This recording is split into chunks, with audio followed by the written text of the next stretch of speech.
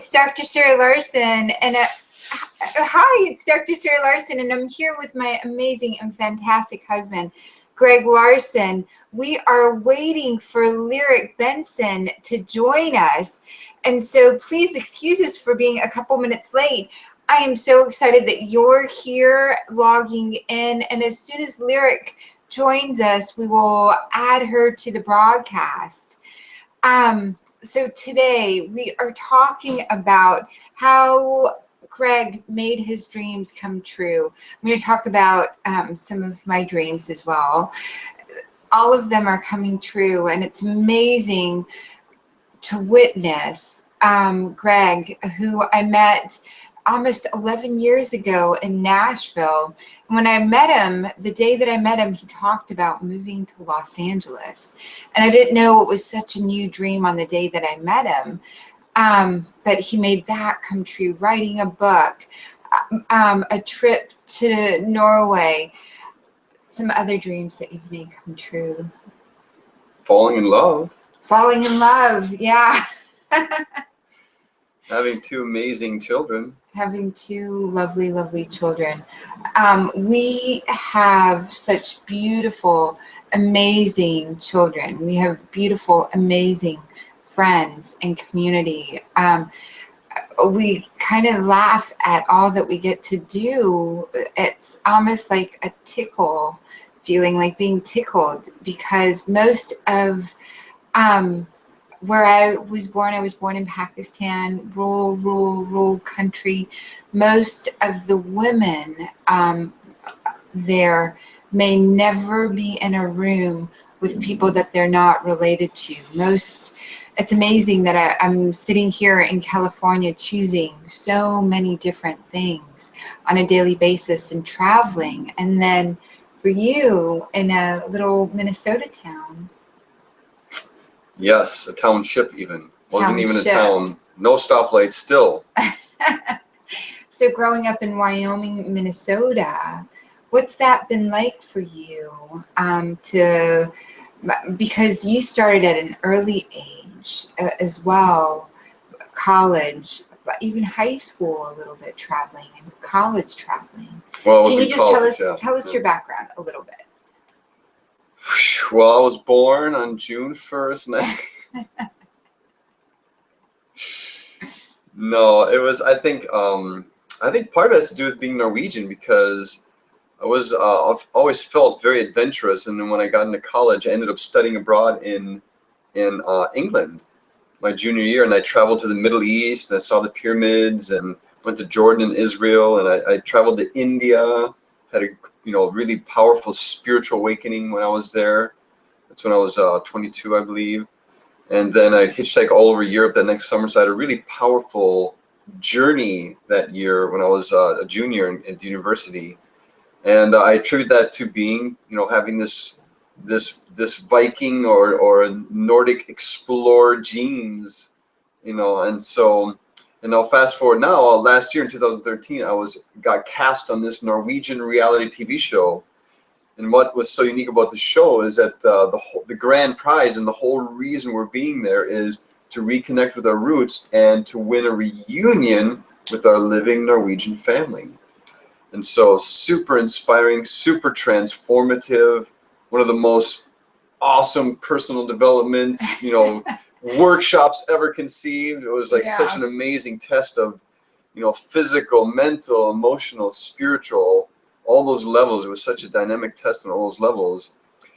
And so, and within all of that, I wanted to. So you were cast on Alt for Norge. Alt for Norge, yeah. And along with how many other people?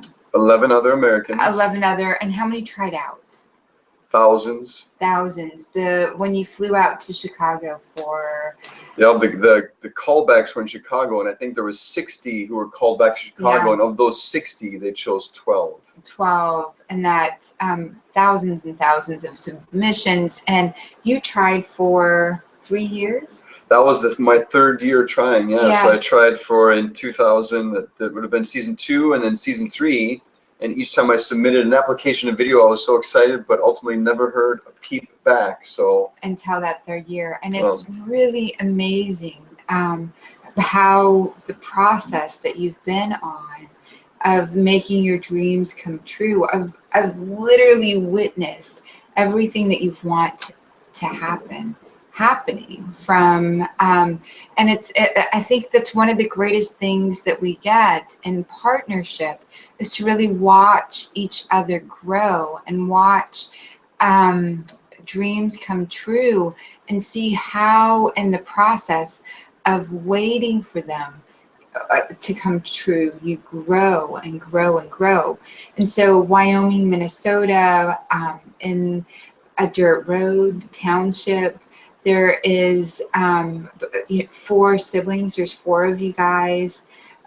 You're making it off to college, making it off to a foreign country, making it, and yet you'd never been to Norway. And when I met you in Nashville about 11 years ago, you'd even shared during that our early courtship how important Norway was to you. I remember getting you this book as a present, and a DVD or a video, VHS, of the Northern Lights and of Norway, because I knew even back then how important it was to you to have Norway as part of your experience. And so what was it like to be on the journey and arrive? Yeah, well, I mean, I've been aware of that I have Norwegian family in Norway for all my life, basically. And even my mom and dad were able to go back there in 2001 and see this farm where my great-great-grandfather lived and where my great-grandfather left, back in the late 1800s. And so it's always been there, but it didn't really, there was so much other stuff going on, of course, all our stuff here, getting married, raising a family, all the things. It was just like, oh my gosh, it'll have to come at a later time. I don't know how we're going to get all this back and, make space for all that. And then this invitation came. If you know anything about Joseph Campbell, he talks about the hero's journey, and that's how it all begins. There's this invitation to go on a grand adventure. And that's truly what this was, and that's how they even, talk about it. It's like a once-in-a-lifetime adventure to travel back to Norway, to rediscover your roots, and to compete for a chance to win a reunion with your living Norwegian family. And we've had in our home a picture, and actually I'm going to grab it, of the Norwegian farm, the Hegerberg farm. Yay. This right here. So that's the farm that's in Norway. Greg's mother's maiden name is Hegerberg, and that's the Hegerberg Hill. That's right, that's Hegerberg Hill. Hegerberg Hill. And so it's so exciting, and it's so amazing to be part of this and witness the transformation from the time that you applied. Your mom was alive, everything was, we were going from California, Minnesota to Nashville, the 3 different times that you applied. I think the first time you might have lived in California, the second time in Minnesota, and the 3rd time in Nashville. And by the 3rd time, it was such a yearning because your mom had passed. That my mom had passed in 2012, the year before, So that came out in the audition, that was still very tender for me at the time. And then being at that moment, being a singer-songwriter from Nashville was very appealing for the casting folks.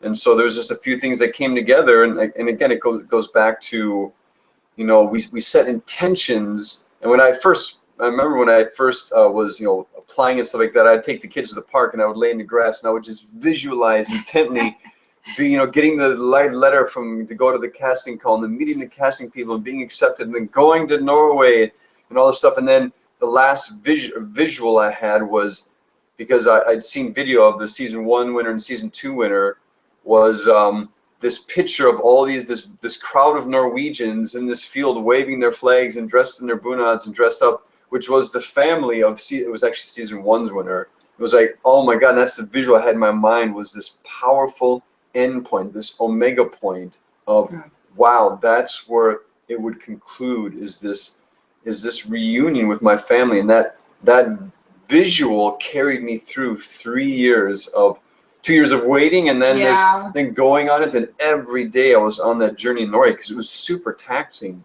on all those levels. It was that picture, that visual of seeing my family in that field, being so happy.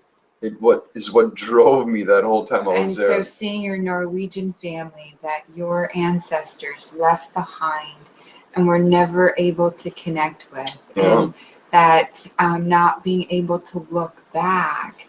And at the time, it would have been very hard to send letters and correspondence.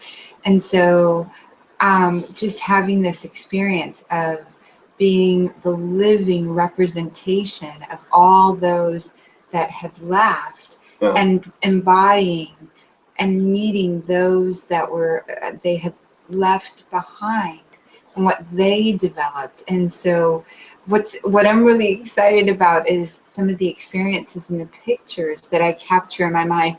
I see a Norwegian Greg Larsen with someone who looks very similar to you, a cousin, a third or fourth cousin, same great-grandfathers.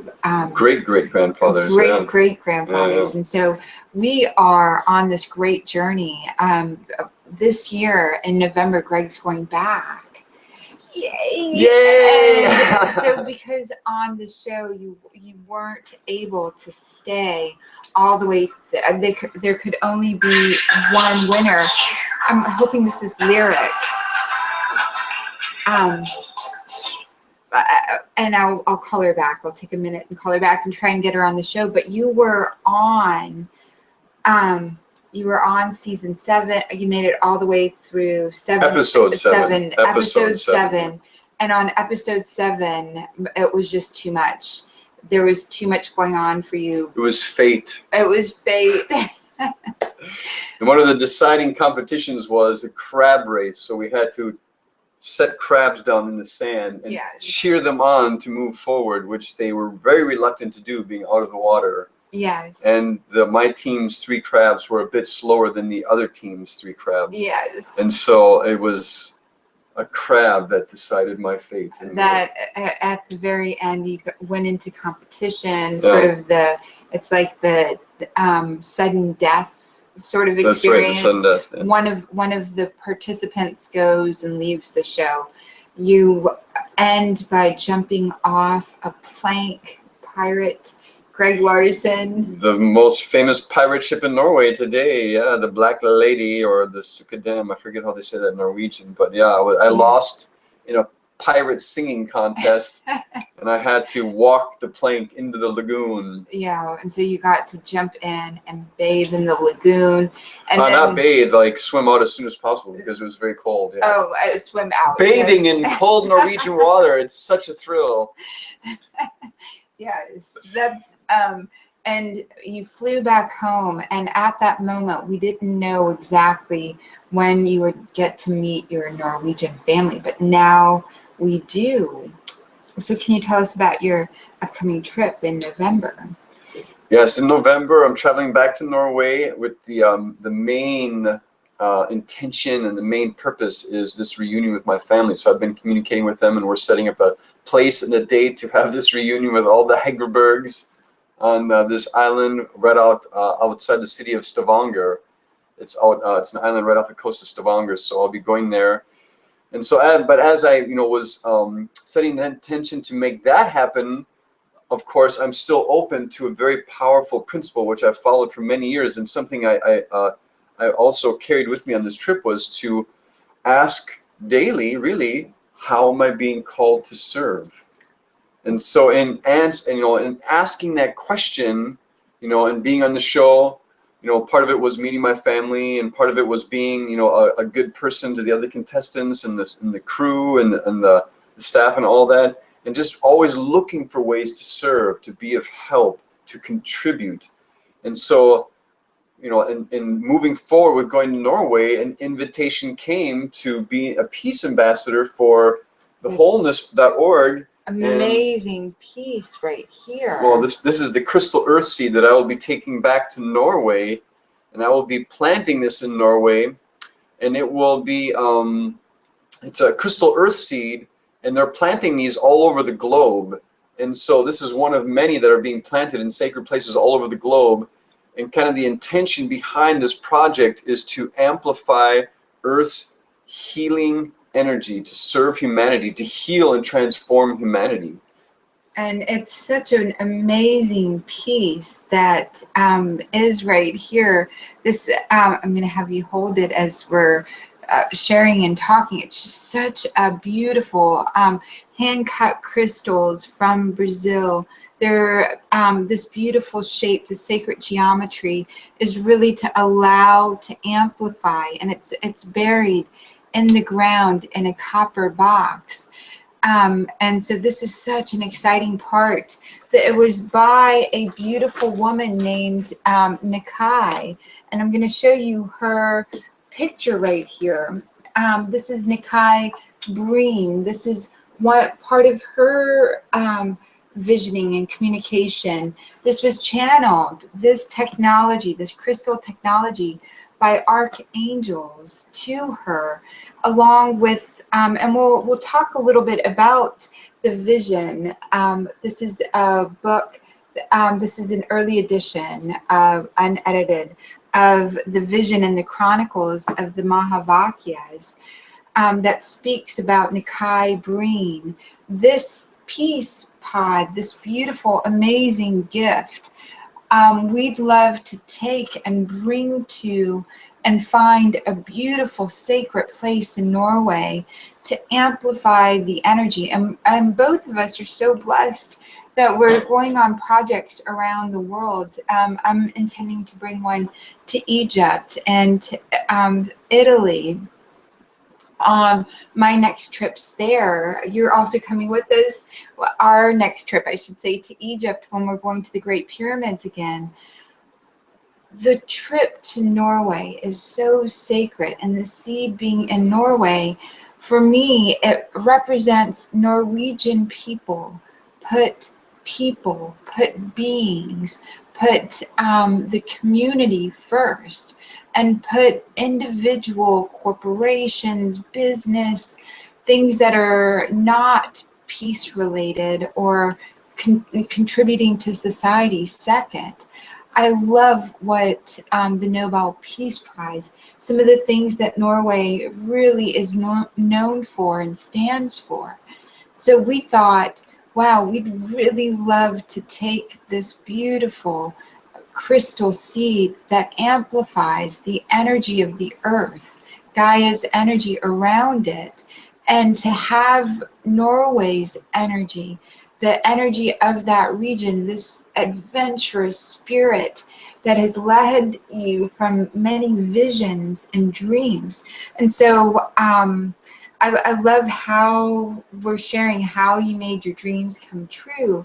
You've shared that you asked, how is life calling you to serve? Visualizing. I would say setting a powerful intention first. Powerful intention. Along with visualizing and feeling what that experience is. So an intention. And so with this crystal seed, or let's use one of the ones from the past, can you share an intention that powerfully manifested?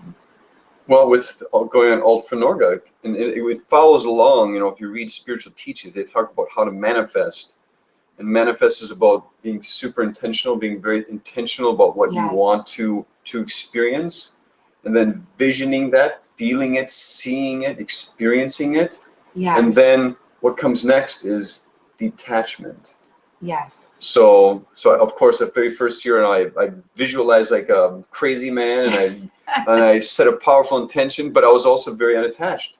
And so when no word came back, it was like, okay, well, that obviously that energy is not going to waste. It's out there now in the universe, you know, organizing whatever needs to be organized for something of that feeling to manifest. So you allowed the feeling to emanate out. And when the feedback of not being cast that time occurred, you'd already detached at some level and said, oh, I guess life isn't calling me to serve this way. That's right. And then you applied the next year. Same thing, lots of visualizing, you know, feeling it, experiencing it, tasting it, you know, being in the experience. And then, which is, that's not wasted energy. Yes. Even though, what the result is doesn't manifest, it's certainly not wasted energy. It's going out and the universe is hearing that and then organizing itself to manifest the feeling you're having. Yes. And so if it's not that experience, it'll be another experience that'll come along and provide you with that same feeling. So I like to think of it as sort of like we're fishing. Okay. You hook an intention onto a hook and you cast it out into the world, and it's floating around with and you let go. You have all these intentions that are really beautiful, heartfelt, from source, from your own source, connected, and you're expanding in the meantime. The person that cast out that intention, cast out the worm, so to speak, into the world to connect with and latch on to this manifestation, this visualization, this dream being realized. By the time it comes back to you, you've expanded enough to receive it. And so that's what I see the process as being. The first year when it didn't come back, that or the second year, by the third year, you had grown into that which could receive this very powerful intention, everything lined up in order for that dream to come true. Is there anything else that you'd love to add to that? That is very true, because we made a couple moves in that time, and each move was an expansion, which each move was a deep growth experience. Yes. And again, it was when that third season rolled around, it was like, wow, I applied last 2 seasons, made videos, filled out the application, didn't hear one word back, and we were just getting ready to everyone was going to move to Nashville, we were going to close on a house, and I was like, oh my God, this is the worst time, but the least I can do is apply. Yes. So I made another video, sent in the application again, and this time received a call or an email being invited to go to the callbacks in Chicago. So, which is so exciting. And I hope for you that everyone watching and seeing this, I hope for you that you will really connect to what you want so intentionally. Getting very clear on things that you can't put words on sometimes. You couldn't have put a word on what it feels like to have this experience, and then to powerfully get a heartfelt core desire, want there, then to visualize it being manifest, the feeling of already having it, and then just letting go. And letting, and every time the thought comes up about this intention, you visualize this beautiful outcome, and you receive that dream coming true. And so, one thing I do want to add just before we move on, because there's a process we were talking about here. Yes. And back in the 90s, I read Deepak Chopra's The 7 Spiritual Laws of Success, and I've been rereading that this past 2 weeks. And one thing he talks about is, one of the key elements for having your intention be heard by the universe is stillness. Yes. You have to learn to be still. And he has a great, metaphor, which is if you're totally being churned by thoughts and you're totally in this disturbance of thought without learning to be still, it's like throwing an Empire State Building into the water, but because it's so choppy, it's so turbulent, you wouldn't even know there was a splash that happened. So, whereas if you create a very still pond, you throw just the slightest pebble and it ripples out, and it's very clear, those ripples, that communication. So you have to learn to be still. And I remember when I was intentioning this back in California, the first season, I would lay in the grass and look up at the clouds and just get really still, and set this intention and visualize this outcome. Which is so beautiful. I also liken that to knowing. You have so many little wants and big wants, and getting really still with knowing what your big wants are, and really getting the clarity of, this is my soul's desire. My soul's desire is to create peace. My soul's desire is to be a gift and serve so many people, as many people that I can, that come in. And I truly believe that in oneness, and what oneness means to me is I'm one. The person, Sarah, Dr. Sarah Larsen, the person here, is one of many. Greg, you are I represent you, as well as you representing me. What you want, I truly want for you. And that for me is oneness. And we embody that at such beautiful ways. What I truly want, you intend for me. And our wants and our needs are not contradictory. Our true soul, your true soul, what's in there, what intentions, what desires are yours, are by divine right, and they're not in competition or contradiction to someone else's. And so we have these little wants that sometimes society shares with us and says, oh, you're meant to want this, you're meant to want that. And then there's the soul's intentions. And I think when you get still, you're able to clarify the choppy thoughts, the choppy waters, the choppiness, to really find these gems, these crystal thoughts that allow you to connect to deep, rich wants. You receive that, but you also, once you have an intention, a powerful desire, then in that stillness, you also receive the creative thoughts for how to manifest that. Yes. So not only do you find your calling with that, and the new calling and the new way you're being called to serve, but you also find the ideas and the creative strategies and the new ways of seeing around the obstacles. That comes through the stillness too. Yes. So very important to find that stillness in your own life so you can receive those messages. And so when we pray, when we set intentions, we're casting our thoughts out into the universe. When we're being still, we're receiving from the universe these deeper spiritual knowings and these deeper spiritual truths. And out of those comes the steps for going from visioning to realizing your dreams. That stillness is, oh, do this, do that, divinely guided. Divinely guided. Divinely guided to allow that to come through.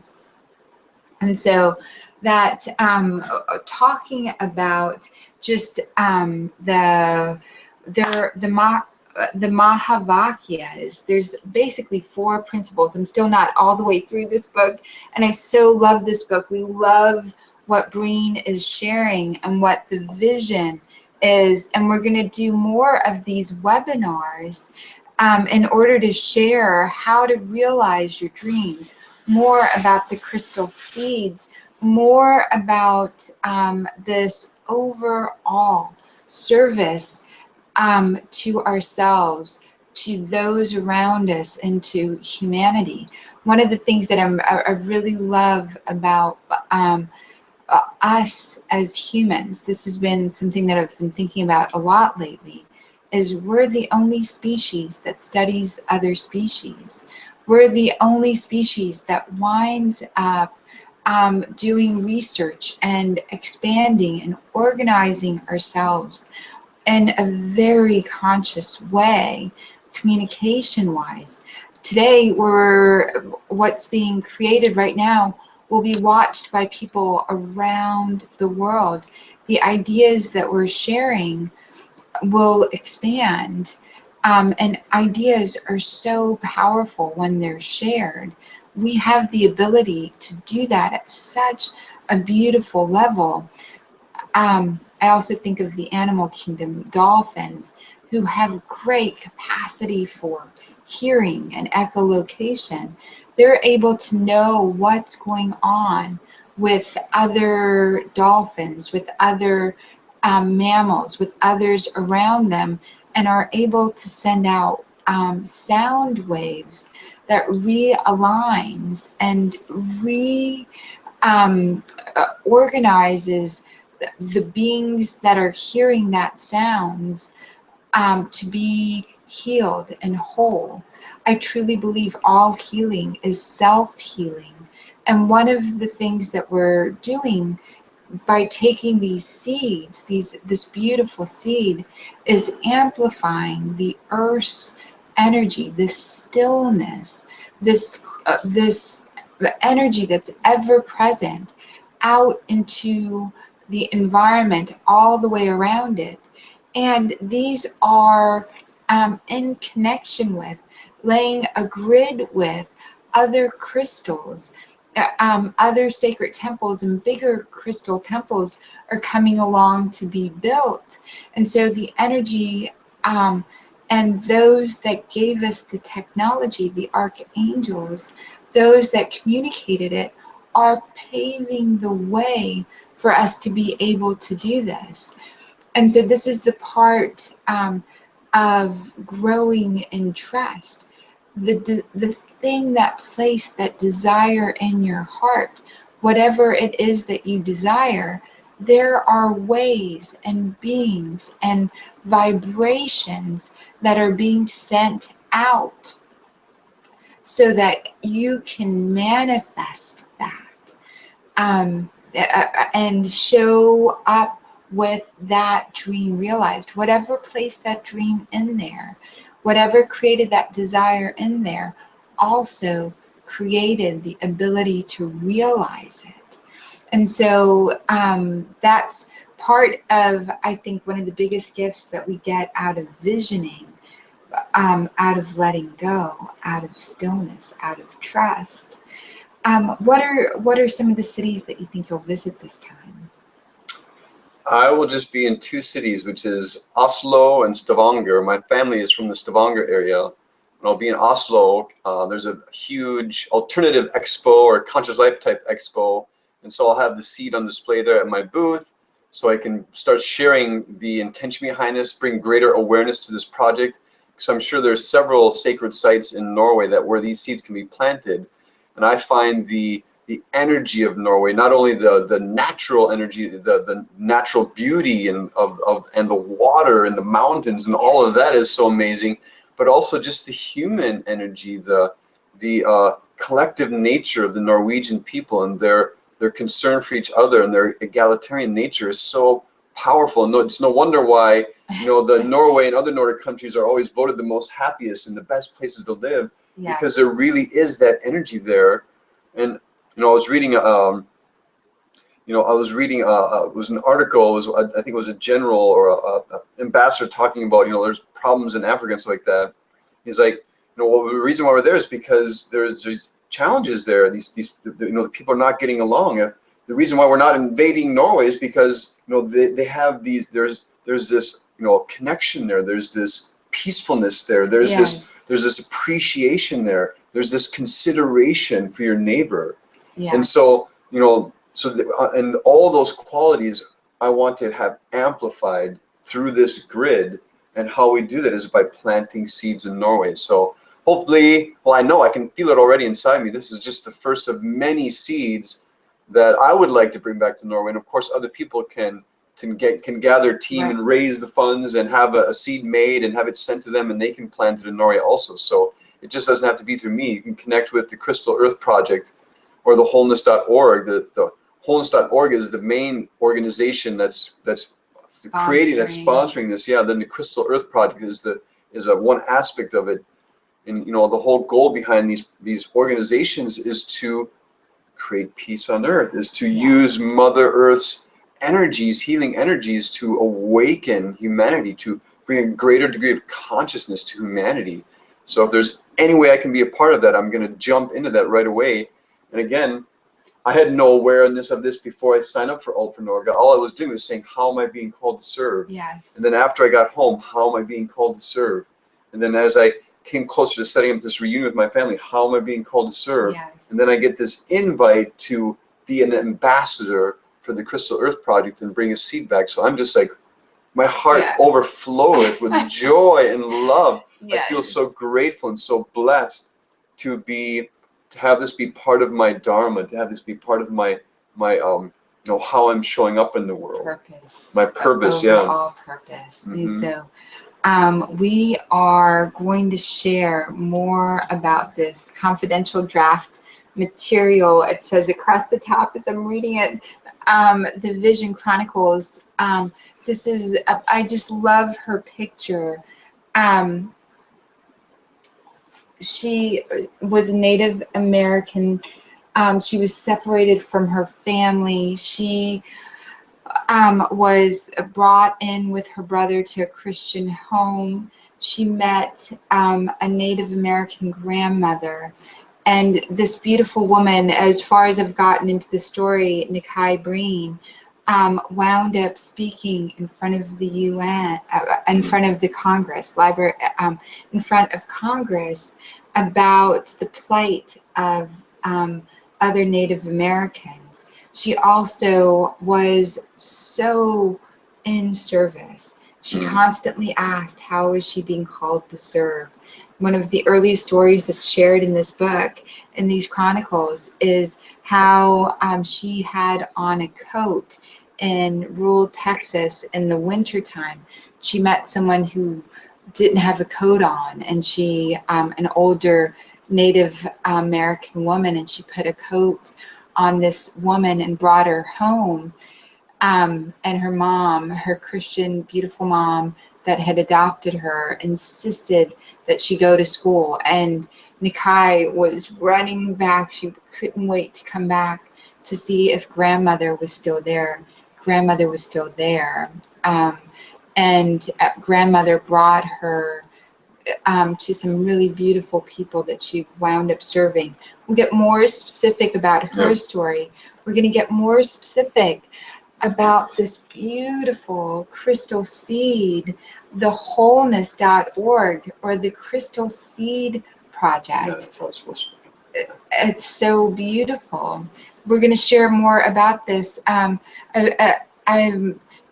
want you all to meet Lyric Benson. She and I made a webinar prior. We'll work out the details and we'll have her on next time. In the meantime, if you're interested, you can check out the wholeness.org and also the Crystal Earth Project. Both of those websites will have more information on the seed and ways you can get involved, ways you can donate. We're raising funds for this. The seed itself costs $945, and we've raised over $500 so far. For the seed. So if you'd like to contribute to the Norway seed, you can go to those websites, and there'll be a place for you to see where you can help fund these seeds. We would appreciate your contributions to help us raise the amazing funds. Part of our dream as well. We want you to come in if it is your calling to be part of this beautiful first seed that we're taking to Norway. Please connect on Facebook. It's the Crystal Seed Project. Crystal Earth Project. Crystal Earth Project on Facebook, or with Greg Larsen or myself. We want you to be part of it if it's your calling, to be part of this project, and bring one of these to your home. It's such a magnificent feeling to have this. We've had it now for a little over a week, and I've been meditating with it, visioning with it, communing with it, dancing with it. And so, I wasn't sure what my experience would be with this seed, but I have found to be exceptional. It's a powerful, powerful tool, not only for personal transformation. I feel it's probably one of the best meditation tools I've ever come across. But of course, when this seed's planted and it's communing with all the other seeds planting around the globe, and if you happen to have one in your home for personal use, then all the energy from those seeds that are planted in the Himalayas and the Andes, in Hawaii and Mount Shasta, all these sacred places, the energy from all those crystals is communing with yours and helping to amplify peace and healing in your own home. Yes. And so I love you. We love you. We're so grateful you're with us, and we will see you soon. We will see you soon. We'll do another broadcast very soon, another webinar very soon. But thank you so much for joining us today.